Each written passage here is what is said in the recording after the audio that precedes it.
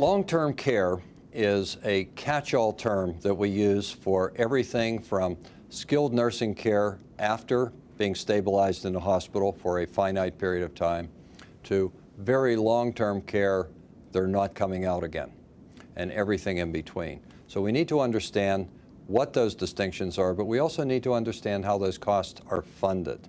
It's important to understand the odds of your needing it. It's the cost, but also the age when you should start planning for it. Usually we like to do that around age 50. It can be done before, but usually around 50, people are starting to realize they need to deal with it because they've oftentimes been challenged with caring for their increasingly aging parents. And they realize how devastating that can be from a cost perspective. What does Medicare cover? What does Medicaid cover? That's pretty interesting. So what are the odds first? What are the odds I'll need care? Well, in 2012, 9 million people required long-term care of one form or another. 9 million. 70% of the people, these are national statistics, 70% of the people over 65 will need some long-term care services at some time in their life. Now remember, that includes skilled nursing care once you've been stabilized in the hospital. So that's oftentimes integral to your hospital experience. But yeah, 70% is a pretty big number. And the years that long-term care will be needed after the age of 65 averages about 4 years. And you have a graph in there that shows the percentage. But the average is about 4 years in some sort of a long-term care facility. What is the best age to start planning? I mentioned certainly by age 50 you need to think about it. What we do with our clients is we test. I guess the trendy phrase, we stress test the assets. We put one of the couple in a nursing home and see if the assets will pay those costs and support the non-incarcerated family member at home. And some people can afford to do it, and there it becomes an estate consideration, not a support consideration. But for most middle-class folks, putting one member of a couple in a nursing home and having to support the other outside of a nursing home ruins the assets. It depletes the assets over time. And the laws are not there to help you. They can't. Because of the thundering herd of baby boomers coming, the laws have tightened, and the state and federal, it's a combined effort, support is not very palatable. We'll cover it. Individuals, the highest number of people applying between the age for long-term care insurance, between the ages of 55 to 64. That's when you start to see the stirrings of your own mortality and you see what happened to your parents.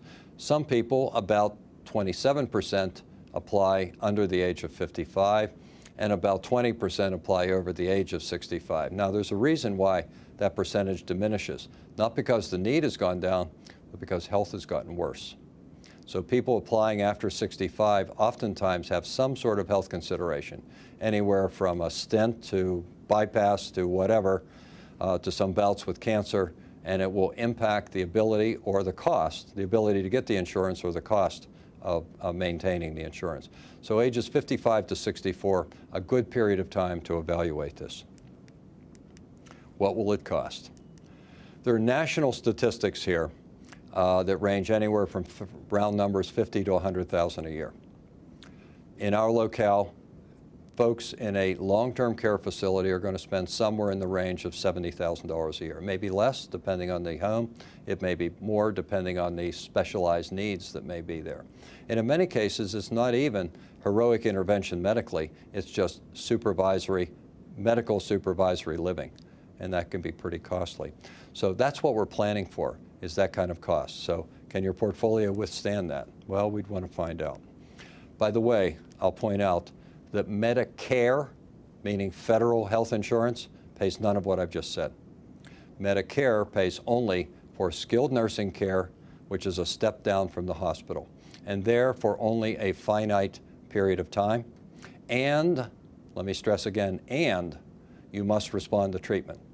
They won't cover you for that long period of time, which is about 100 days, if you're not responding to treatment.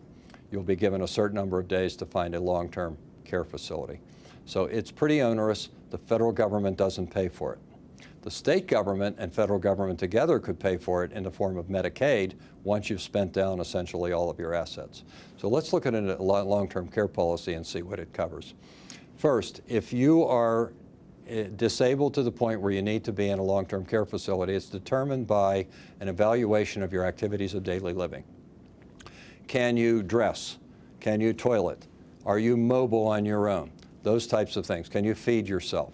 If 2 of those 7 activities of daily living are you're not capable of performing, you could be determined to be a candidate for long-term care coverage by a private insurance contract. You also might need, and it can be in your home, it doesn't have to be in an institution. The right kind of contract will cover you in both places, both within an institution and also in your own home, where you will gain help with bathing, eating, dressing, toileting, continence, and transferring, meaning moving, getting out of bed, going to the bathroom, going down the hall, that sort of thing, taking stairs.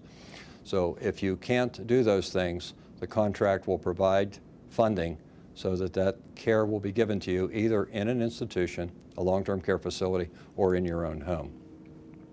Medicare covers only short-term rehabilitation, as I said. So in an example, a patient has had a stroke, is stabilized in the hospital, then undergoes therapy. The therapy happens in a skilled nursing facility that's usually a building as an offshoot to the hospital, where the daily cost is less than the hospital, and that is covered by Medicare, but only for, as I said before, a finite number of days, and you must respond. So after 100 days, no coverage for Medicare. You're on your own. After 20 days, you start paying $148 a day on your own. Medicaid, that's state subsidy that's administered in Pennsylvania by the Department of Welfare. So that means you must become essentially indigent before Medicaid will come in and pay for your long-term care. That's not a happy consideration. So in long-term care, you need to consider the assets that you have, the health considerations, the ages of the partners, all of that needs to be evaluated, and then again we will put that into a schedule and stress test the assets. Even if your assets could support both parties, you may not want to spend. Remember the average cost and the average stay? 4 times $70,000, that's $250,000. So you may not want to have $250,000 go away. It might be cheaper, more efficient for you to get a long-term care contract and allow the assets to remain for your surviving spouse, your children, your grandchildren. If you want to go through this exercise, no, it's not a happy subject, but you become more confident in your approach to it. If you have the right kind of analysis, you know where you stand, you know your options, and you have the right kind of guidance. Give us a call, 412-227-3200 or 1-800-900-4492, or give us an email and we'll respond right away. Look forward to talking with you.